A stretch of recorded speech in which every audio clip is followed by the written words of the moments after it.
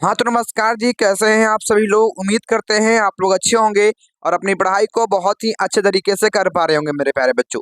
तो जिन बच्चों का 21 फरवरी को साइंस का एग्जाम होने वाला है मेरे प्यारे बच्चों, पहला सिटिंग में उनके लिए वायरल ऑब्जेक्टिव क्वेश्चन आ चुका है मेरे प्यारे बच्चों। तो इस क्वेश्चन को सभी लोग जरूर देख कर जाइएगा, ठीक है। 2025 परीक्षा के लिए बहुत ही ज्यादा महत्वपूर्ण होने वाला है मेरे प्यारे बच्चों। ये साइंस का वायरल ऑब्जेक्टिव प्रश्न है। सभी लोग वायरल पेपर को इसको देख कर जरूर जाएंगे। 21 फरवरी को जी ये ना जो एग्जाम होने वाला है उसके लिए होने वाला है, ठीक है। और ये जो होगा बच्चों आप लोग का फर्स्ट सीटिंग का होने वाला है, ठीक है। ये जो आप लोग का होगा बच्चों फर्स्ट सीटिंग का होने वाला है। और विषय कोड 101 रहेगा आपका। विषय कोड कितना रहेगा बच्चों? 101 रहेगा, ठीक है। तो आइए हम लोग बढ़ते हैं ऑब्जेक्टिव सवाल की ओर। आइए हम लोग बढ़ते हैं बच्चों ऑब्जेक्टिव सवाल की ओर, जल्दी से बढ़ते हैं। सभी लोग ध्यान से सुनेंगे, फटाफट से सभी लोग ध्यान से देखेंगे बच्चों। और सभी लोग इस वीडियो को लाइक कर दीजिएगा और शेयर भी जरूर कर दीजिएगा, ठीक है। और आप लोग क्लास को शेयर भी जरूर कर दीजिएगा इस वीडियो को, ठीक है जी। चलिए तो आइए हम लोग बढ़ते हैं आगे। आइए हम लोग जल्दी से आगे बढ़ जाते हैं मेरे प्यारे बच्चों। तो आपके सामने पहला सवाल है बच्चों, सभी लोग ध्यान देंगे। पहला सवाल आपके सामने है, सभी लोग ध्यान दीजिएगा बच्चों। पहला है कि निम्नांकित में से किस लेंस को अपसारी लेंस कहते हैं। तो याद रखिएगा आप लोग, किस लेंस को अपसारी लेंस कहते हैं। तो ऑप्शन नंबर आपका ए बिल्कुल राइट आंसर होगा। अवतल लेंस को अपसारी लेंस कहा जाता है। अवतल लेंस को अपसारी लेंस कहा जाता है, याद रखिएगा। अगला सवाल, दूसरा नंबर सवाल कि एक प्रिज्म कितने सतह से घिरा हुआ होता है। तो एक प्रिज्म जो है बच्चों वो 5 सतह से घिरा हुआ होता है। ऑप्शन नंबर डी आपका बिल्कुल राइट आंसर हो जाएगा, ऑप्शन नंबर डी। चलिए अगला सवाल। अगला सवाल आपके सामने है, तीसरा नंबर सवाल बाबू कि जूल बटा कूलाम बराबर होता है। तो मेरे प्यारे बच्चों याद रखिएगा आप लोग, जूल बटा कूलाम जो है बच्चों वो वोल्ट के बराबर होता है। ए नंबर जवाब बिल्कुल सही होगा, ए नंबर जवाब बिल्कुल सही होगा मेरे प्यारे बच्चों, याद रखिएगा आप लोग। चौथा नंबर सवाल अगला है बाबू कि चुंबकीय फ्लक्स का एसआई मात्रक क्या होता है। सभी लोग क्लास को शेयर करेंगे इस वीडियो को बच्चों, ठीक है। और सभी लोग इस वीडियो को ज्यादा से ज्यादा प्यार दीजिएगा, ठीक है। तो सभी लोग बताएंगे तो चुंबकीय फ्लक्स का एसआई मात्रक क्या होता है बच्चों। सभी लोग का बिल्कुल राइट आंसर आ रहा है, सी नंबर ऑप्शन वेबर होता है। ऑप्शन नंबर आपका सी होगा, वेबर होता है, याद रखिएगा। अगला सवाल, पांचवा नंबर सवाल है कि जो दहन कर उष्मा उत्पन्न करते हैं उन्हें क्या कहा जाता है। तो जो दहन करके उष्मा उत्पन्न करता है उसको क्या कहते हैं। उसको हम लोग बोलते हैं ईंधन कहते हैं, बी नंबर ऑप्शन याद रखिएगा। जो दहन करके उष्मा उत्पन्न करते हैं उसको ईंधन कहते हैं, याद रखिएगा। चलिए अगला सवाल, छठा नंबर सवाल है कि किस दृष्टि दोष के निवारण के लिए अवतल लेंस का प्रयोग किया जाता है। तो किस दृष्टि दोष के निवारण के लिए अवतल का उपयोग करते हैं बच्चों। तो सभी लोग को याद होगा मेरे प्यारे बच्चों, बी नंबर ऑप्शन होगा आपका निकट दृष्टि दोष, ठीक है। निकट दृष्टि दोष याद रखिएगा आप लोग। चलिए और इसका पीडीएफ जिन बच्चों को चाहिए वह 81 025 82 657 पर, इस पर आप लोग व्हाट्सअप कर लेंगे। गुरुजी हमको ये पीडीएफ चाहिए, इस क्वेश्चन का पीडीएफ चाहिए, ठीक है। तो आंसर के साथ आप लोग को ये पीडीएफ प्रदान कर दिया जाएगा, ठीक है।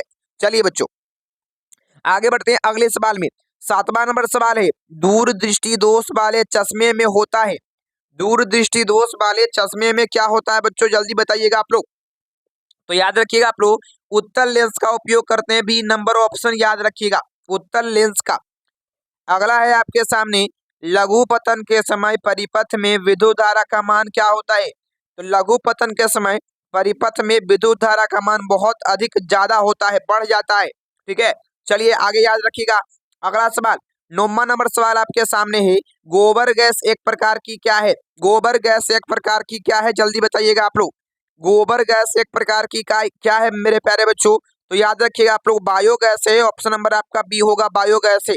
अगला सवाल आपके सामने 10वां नंबर सवाल कि कैंगा नाभिक विद्युत संयंत्र किस राज्य में है। तो कैंगा नाभिक विद्युत संयंत्र किस राज्य में है, याद रखिएगा आप लोग। ऑप्शन आपका भी होगा कर्नाटक में है, ऑप्शन नंबर आपका भी होगा कर्नाटक में है, याद रखिएगा आप लोग। चलिए अगला सवाल आगे बढ़ते हैं 11वें नंबर सवाल में। 11वां नंबर सवाल है मेरे प्यारे बच्चों, इस वीडियो को सभी लोग अंत तक देखिएगा ताकि आप लोग के परीक्षा में 80 में से है ना 80 में से 80 ऑब्जेक्टिव आपका मतलब कि 40 में से 40 ऑब्जेक्टिव सही हो और 80 में से 80 मार्क्स आप लोग का आ सके बच्चों, ठीक है। सब्जेक्टिव क्वेश्चन के लिए भी हम लोग जरूर इसका एक पार्ट 2 लाएंगे बच्चों, उसको जरूर देख लीजिएगा।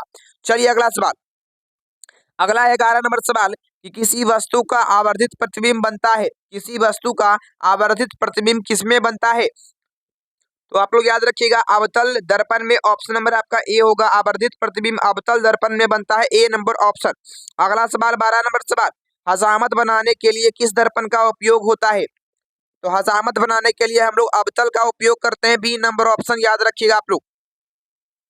अगला सवाल आपके सामने बाबू 13वां नंबर सवाल है, निकट दृष्टि दोष को किस लेंस का प्रयोग होता है? बताइए, निकट दृष्टि दोष में किस लेंस का प्रयोग होता है? तो याद रखेंगे आप लोग, निकट में हम लोग अवतल लेंस का उपयोग करते हैं, बी नंबर ऑप्शन याद रखिएगा आप लोग, बी नंबर ऑप्शन। चलिए अगला सवाल 14 नंबर सवाल है, लेंस की क्षमता का एसआई मात्रक क्या होता है? तो लेंस की क्षमता का एसआई मात्रक क्या होता है बच्चों? तो याद रखिएगा डायोप्टर होता है, ए नंबर ऑप्शन याद रखेंगे आप लोग। लेंस की क्षमता का मात्रक डायोप्टर होता है, याद रखिएगा। अगला सवाल आगे बढ़ते हैं अगले सवाल में बच्चों, कि प्रकाश के किरणों के समूह को क्या कहते हैं? तो प्रकाश के किरणों के समूह को क्या कहा जाता है जी? तो आप लोग याद रखेंगे, आपका राइट आंसर होगा किरणपुंज कहा जाता है, B number option, B number option. अगला सवाल 16 नंबर सवाल, किसी माध्यम में छोटे छोटे कणों के निलंबन को कहा जाता है? तो किसी माध्यम में छोटे छोटे कणों के निलंबन को कोलाइड कहते हैं, ऑप्शन नंबर ए आप लोग याद रखिएगा, कोलाइड कहा जाता है। अगला सवाल 17 नंबर सवाल बाबू जल्दी बताइएगा आप लोग क्या होगा। देखिए 17 नंबर सवाल है, आर ओम प्रतिरोध वाले एन प्रतिरोध को समांतर क्रम में जोड़ने पर उसका तुल्य प्रतिरोध क्या होता है? तो उसका तुल्य प्रतिरोध एन गुना आर होता है, ऑप्शन सी आप लोग याद रखिएगा, एन गुना आर होता है, एन गुना आर होता है, याद रखिएगा। चलिए अगला सवाल अगला सवाल बाबू बताएंगे, ओम के नियम निहित है, बताइए ओम का नियम कौन है बच्चों? ओम का नियम कौन है? तो भी बराबर आई आर, ऑप्शन नंबर आपका बी होगा, बी बराबर आई आर। अगला सवाल आगे बढ़ते हैं 19वां नंबर सवाल जल्दी बताइएगा आप लोग क्या होगा। विद्युत धारा की प्रबलता का एसआई मात्रक क्या होता है? तो विद्युत धारा के प्रबलता का एसआई मात्रक क्या होता है मेरे प्यारे लाडलो, जल्दी बताइएगा आप लोग। आप सभी लोग कहेंगे कि प्रबलता का एसआई मात्रक एम्पियर होता है, ए नंबर ऑप्शन याद रखिएगा। अगला सवाल 20 नंबर, विद्युत धारा उत्पन्न करने वाली युक्ति को क्या कहते हैं? तो विद्युत धारा उत्पन्न करने वाली युक्ति को हम लोग क्या बोलते हैं बच्चों? जनित्र कहते हैं, ए नंबर ऑप्शन याद रखिएगा, जनित्र कहा जाता है, ए नंबर ऑप्शन याद रखिएगा आप लोग। अगला सवाल आगे बढ़ते हैं अगले सवाल में 21वां नंबर सवाल है, सभी लोग ध्यान देंगे कि निर्गत किरण एवं अभिलंब के बीच बने कोण को क्या कहते हैं? तो हम लोग बोलते हैं इसको निर्गत कोण कहते हैं, ऑप्शन सी आप लोग याद रखिएगा, निर्गत कोण कहते हैं। 22वां नंबर सवाल, धारा मापने के यंत्र को क्या कहते हैं? तो धारा मापने वाले यंत्र को हम लोग क्या बोलते हैं? याद रखिएगा आप लोग, अमीटर कहा जाता है, ए नंबर ऑप्शन, अमीटर कहा जाता है, ए नंबर ऑप्शन। 23वां नंबर सवाल है, डायनेमो से किस प्रकार की धारा प्राप्त होती है? तो डायनेमो से जो मेरे प्यारे बच्चों ये दृश्य धारा और प्रत्यावर्ती धारा दोनों प्राप्त होती है, ऑप्शन सी आप लोग याद रखिएगा, दोनों प्रकार की धारा। अगला सवाल आगे बढ़ते हैं 24 नंबर सवाल है कि आवेश का मात्रक क्या होता है? तो मेरे प्यारे बच्चों आवेश का मात्रक कूलाम होता है, ए नंबर ऑप्शन याद रखिएगा, आवेश का मात्रक कूलाम होता है। अगला सवाल नवीकरणीय ऊर्जा का स्रोत है, नवीकरणीय ऊर्जा का स्रोत है बच्चों जो खत्म नहीं हो सके, तो उसको हम क्या बोलेंगे, है ना, सौर ऊर्जा, ऑप्शन नंबर बी आप लोग याद रखिएगा, सौर ऊर्जा, ठीक है। चलिए आगे अगला सवाल आगे बढ़ते हैं 26 नंबर सवाल में बच्चों, विद्युत बल्ब के फिलामेंट में किस तत्व का उपयोग होता है?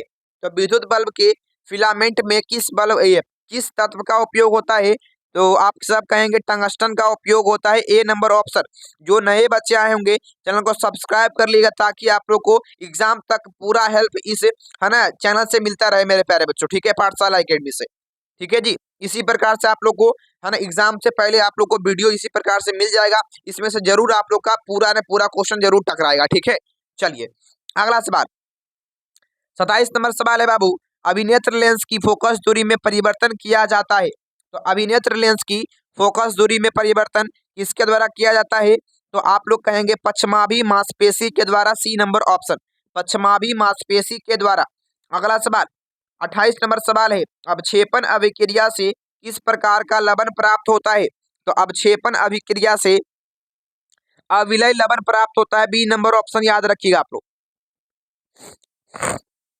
अगला सवाल 29 नंबर सवाल है, बेकिंग सोडा का रासायनिक नाम क्या है बताइए आप लोग। बेकिंग सोडा का रासायनिक नाम क्या होता है? तो आप कहेंगे sodium hydrogen carbonate, B number option.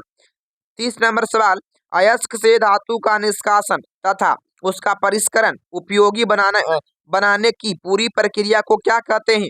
तो उसका हम लोग क्या बोलते हैं? उसको धातु क्रम बोलते हैं, बी नंबर ऑप्शन याद रखिएगा। धातु क्रम बोलते हैं, याद रखिएगा, ठीक है। चलिए अगला सवाल, साग सब्जियों को विघटित होकर कंपोस्ट बनना किस प्रकार की उदाहरण है, किस अभिक्रिया का उदाहरण है? तो साग सब्जी का विघटित होकर कंपोस्ट बनना उष्मा छेपी, ऑप्शन नंबर बी याद रखिएगा आप लोग। उष्मा छेपी का उदाहरण है। अगला सवाल बताइए आप लोग क्या होगा, निम्न में से कौन सा उत्पाद लेड नाइट्रेट को गर्म करने पर प्राप्त होता है? तो लेड नाइट्रेट को गर्म करने पर कौन सा उत्पाद प्राप्त होता है?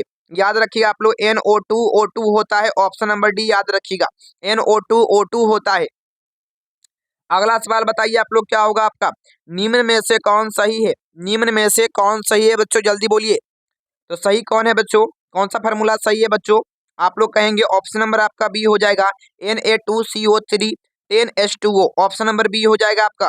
अगला सवाल, अगला है 34 नंबर सवाल मेरे प्यारे बच्चों, ध्यान देंगे। 34 नंबर सवाल में निम्नांकित में से कौन विजातीय यौगिक है? तो विजातीय यौगिक कौन हो जाएगा? प्लास्टर ऑफ पेरिस विजातीय यौगिक है, डी नंबर ऑप्शन। अगला सवाल 35 नंबर सवाल है, निम्नांकित में से किस धातु को केरोसिन में डुबा कर रखते हैं? तो याद रखिएगा आप लोग, सोडियम को हम लोग केरोसिन में डुबा कर रखते हैं। अगला सवाल 36 नंबर, सोडियम क्लोराइड के जलीय विलयन से विद्युत धारा प्रवाहित करने पर यह वियोजित होकर सोडियम हाइड्रोक्साइड बनाता है, इस प्रक्रिया को क्या कहते हैं? ठीक है, इस पूरी प्रक्रिया को क्या कहते हैं? तो क्या बोलिएगा आप लोग बाबू, आप लोग क्या बता रहे हैं? क्लोर क्षार अभिक्रिया, ए नंबर ऑप्शन याद रखिएगा, क्लोर क्षार अभिक्रिया, ए नंबर ऑप्शन। अगले सवाल का जवाब बोलिए आप लोग। अगला है आपके सामने, कौन सा अधातु कमरे के ताप पर द्रव होता है?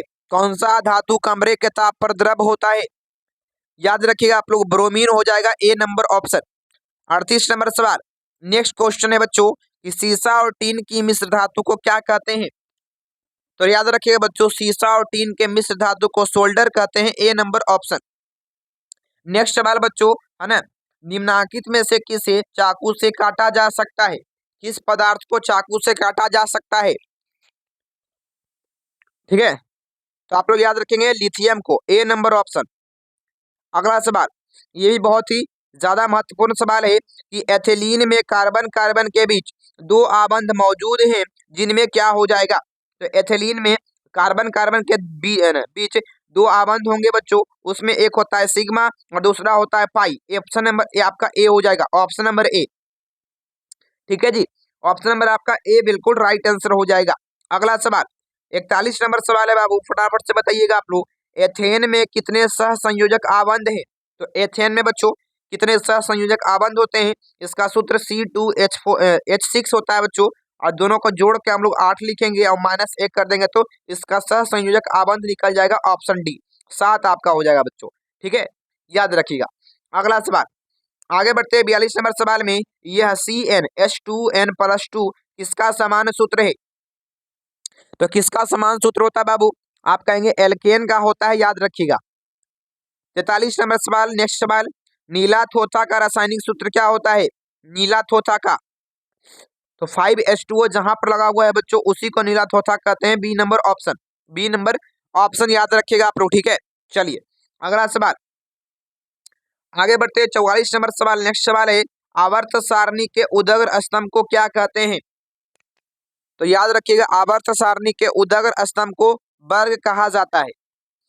45 नंबर सवाल, आवर्त सारणी के प्रथम वर्ग के सदस्य हैं? तो आवर्त सारणी के प्रथम वर्ग के सदस्य कौन है जी? कहेंगे क्षारीय धातु, ऑप्शन नंबर बी, क्षारीय धातु। अगला सवाल, अगला है सोडियम कार्बोनेट का अणुसूत्र क्या होता है? तो सोडियम कार्बोनेट का अणुसूत्र ऑप्शन आपका ए हो जाएगा, याद रखिएगा आप लोग। अगला सवाल बताइए आप लोग क्या होगा, CHO क्रियाशील मूलक को क्या कहते हैं? तो CHO क्रियाशील मूलक को हम लोग एल्डिहाइड कहते हैं, बी नंबर ऑप्शन, एल्डिहाइड। ठीक है बच्चों, एल्डिहाइड कहते हैं, याद रखिएगा आप लोग। अगला है, सबसे कठोरतम तत्व कौन है? सबसे कठोरतम तत्व, तो हीरा हो जाएगा बी नंबर ऑप्शन। अगला सवाल 49 नंबर सवाल है ना, अक्रिय तत्व कौन है? अक्रिय तत्व कौन है? तो हीलियम हो जाएगा बी नंबर ऑप्शन। अक्रिय तत्व कौन होगा? तो हीलियम हो जाएगा। इसका जवाब बताइए बाबू। कहता कि आधुनिक आवर्त सारणी में तत्वों के वर्गीकरण का आधार है। तो आधुनिक आवर्त सारणी में तत्वों का वर्गीकरण किस आधार पर किया गया है? आप कहेंगे परमाणु द्रव्यमान के आधार पर, ऑप्शन सी, परमाणु द्रव्यमान के आधार पर। ठीक है, चलिए अगला सवाल बढ़ते हैं, आगे बढ़ते हैं अगले सवाल में। 51 नंबर सवाल है, हीलियम कैसा तत्व है? हीलियम कैसा तत्व है, जल्दी बोलिएगा। तो हीलियम कैसा तत्व है बाबू? आप सभी लोग कहेंगे ऑप्शन नंबर आपका ए होगा, अक्रिय तत्व है, ए नंबर ऑप्शन याद रखिएगा। चलिए आगे 52 नंबर सवाल, कौन सा अधातु विद्युत का सुचालक है? तो कौन सा अधातु विद्युत का सुचालक होता है? ग्रेफाइट। ऑप्शन नंबर बी आप लोग याद रखिएगा, ग्रेफाइट। अगला सवाल, आधुनिक आवर्त सारणी में कितने वर्ग हैं? आधुनिक आवर्त सारणी में कितने वर्ग हैं? तो वर्ग कितने हैं? आप कहेंगे 18 वर्ग है, डी नंबर ऑप्शन। अगला 54 नंबर सवाल है, उदासीन विलयन का पीएच मान क्या होगा? तो याद रखिएगा, आप लोग कहेंगे 7 के बराबर होता है, याद रखिएगा। अगला सवाल, भारत सरकार ने बाघ संरक्षण योजना कब प्रारंभ की थी? तो भारत सरकार ने बाघ संरक्षण योजना जो है कब प्रारंभ की थी? जल्दी बताइएगा आप सभी लोग। याद रखेंगे बी नंबर ऑप्शन, 1973 में। 1973 में याद रखिएगा आप लोग। चलिए अगला सवाल, इसका जल्दी से जवाब बताएंगे आप लोग, क्या होगा? देखिए अगला है आपके सामने कि कोशिका का, सॉरी ठीक है, चलिए सभी लोग इसका राइट आंसर बोलिएगा आप लोग कि कोशिका का पावर हाउस कहा जाता है। कोशिका का पावर हाउस किसे कहा जाता है? तो याद रखिएगा आप लोग, कोशिका का पावर हाउस माइटोकॉन्ड्रिया को कहा जाता है, ए नंबर ऑप्शन। अगला सवाल कहता है 57 नंबर सवाल कि किस प्रकार के जनन में जनक के शरीर से कलिका निकलती है? तो किस प्रकार के जनन में जनक के शरीर से कलिका निकलती है बच्चों? आप कहेंगे मुकुलन में निकलता है, ए नंबर ऑप्शन। मुकुलन में निकलता है, ए नंबर ऑप्शन। अगला सवाल बताइए आप लोग, मनुष्य में वृक्क संबंधी थे, मनुष्य में वृक्क संबंधी थे, आप कहेंगे उत्सर्जन से संबंधित है, सी नंबर ऑप्शन। मनुष्य में जो वृक्क है वो उत्सर्जन से संबंधित है, याद रखिएगा आप लोग। अगला सवाल आगे बढ़ते हैं, स्वपोषी पोषण के लिए आवश्यक है, स्वपोषी पोषण के लिए आवश्यक है, जल्दी बताइए आप लोग। तो स्वपोषी पोषण के लिए क्या आवश्यक है? आप कहेंगे ऑप्शन नंबर आपका डी होगा, सभी। 60 नंबर सवाल, प्रकाश संश्लेषण की क्रिया में ऑक्सीजन बाहर निकलता है। तो प्रकाश संश्लेषण की क्रिया में ऑक्सीजन कहाँ से निकलता है? आप कहेंगे जल से, आप कहेंगे जल से। अगला सवाल 61 नंबर सवाल है, निम्नांकित में से कौन सा पादप हार्मोन है? बताइए पादप हार्मोन कौन है जी? आप कहेंगे साइटोकाइनिन है, ऑप्शन नंबर डी याद रखिएगा, साइटोकाइनिन। अगला सवाल, अगले सवाल का जवाब बोलिएगा आप लोग, क्या होगा राइट आंसर? 62 नंबर सवाल है कि दो तंत्रिका कोशिका के मध्य खाली स्थान को क्या कहते हैं? तो दो तंत्रिका कोशिका के मध्य खाली स्थान को हम लोग सिनेप्टिक दरार कहते हैं, बी नंबर ऑप्शन। आगे बढ़ते हैं, आगे बढ़ते हैं अगले सवाल में, फूलों में नर प्रजनन अंग कौन होता है? फूलों का नर प्रजनन अंग, तो उसको हम लोग पुंकेसर कहते हैं, ए नंबर ऑप्शन। सभी प्रश्नों को सभी लोग याद रखेंगे और लास्ट तक जरूर वीडियो को देखिएगा ताकि सभी प्रश्न याद हो जाए। अगला द्विखंडन होता है, याद रखिएगा, द्विखंडन किस में होता है? अमीबा में होता है, ए नंबर ऑप्शन। अगला सवाल आगे बढ़ते हैं, अगले सवाल में कहता है मनुष्य के आहार नाल में अवशेषी अंग है, 65 का उत्तर तो क्या होगा? अपेंडिक्स हो जाएगा, बी नंबर ऑप्शन। अगला सवाल 66 नंबर, निम्नांकित में से किसे उपभोक्ता की श्रेणी में रखेंगे? तो उपभोक्ता की श्रेणी में हम लोग जंगली जानवर को रख सकते हैं, जंगली जानवर को रख सकते हैं, ऑप्शन सी आपका हो जाएगा। अगला सवाल आगे बढ़ते हैं, अगला है आपके सामने, निम्न में से कौन एक जैविक जैविक प्रक्रम द्वारा अपघटित होने वाला पदार्थ है? तो जैविक प्रक्रम द्वारा अपघटित होने वाला पदार्थ है बाबू, तो कौन अपघटित हो सकता है?